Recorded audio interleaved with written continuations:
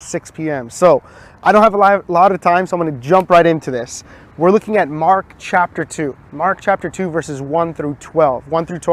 And so I'm just going to kind of paraphrase so we can get into it. But one day there's these four friends, and one of their friends, he can't walk. He's crippled.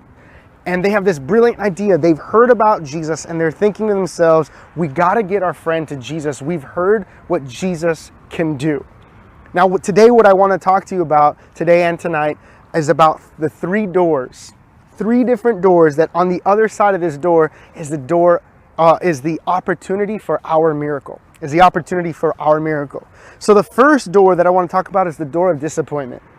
These men, we don't know how long it's going to take them. We don't know the journey that they took, but they have to carry their friend to Jesus. This isn't easy, right? Like carrying an entire body.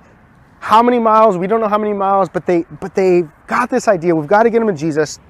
And they have no idea that when they get there, they're going to be confronted with the door of disappointment.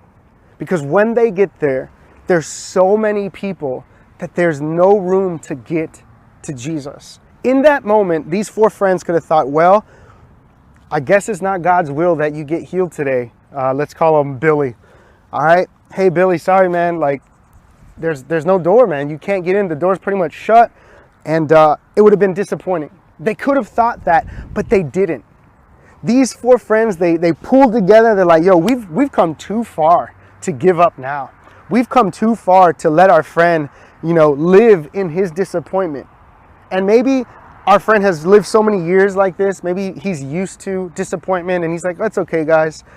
But man, we've come this far to give up now. And so what they do is they are going to now be confronted with one more door, the door of opposition. And the opposition is, how are we going to get our friend to Jesus? How are we going to create an opportunity? And what they do is they look on top of the roof, they scout everything out, and they're like, we're going to break up the roof. We're going to create a door. We're going to create something that isn't there. And these guys pool their strength, their resources, their spirit, their hunger, their desire, and they make it happen. They make something happen from something that wasn't even there. So today I just want to ask you to think about this morning as you're living today. Maybe you're going through a situation in your life and you've been confronted by the door of disappointment. And you've turned around, you've let go, you've given up, you've walked away, and you've told yourself, well, maybe it's not God's will that I get my miracle. Maybe it's not God's will that I have my opportunity. But life's greatest opportunities often aren't obvious. The greatest opportunities in our lives, most of the time, they're not obvious. Sometimes we have to find it, we have to search it out. It's almost like God is saying, listen, on the other side of this door of disappointment, on the other side of this door, opposition, creating a door for yourself, right? There is your miracle. There is the opportunity. But I'm not going to just give it to you because you can do that.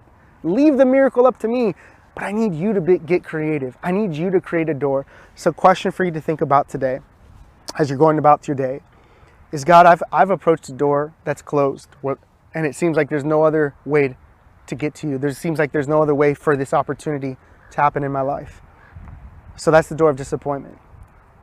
But then maybe God is calling you right now to create a door. And would you do me a favor? Would you just be in prayer?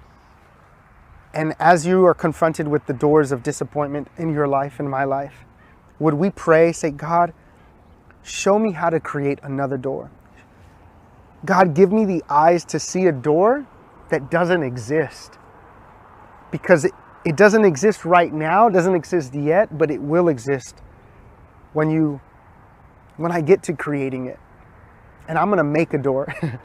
I know people have shut me out, people have closed doors, they've done all this, but God, I'm willing to create another door so that I can get to the opportunity that you want me to have in my life. All right, family, that's it. I'll see you tonight at 6 p.m. for the door of revelation.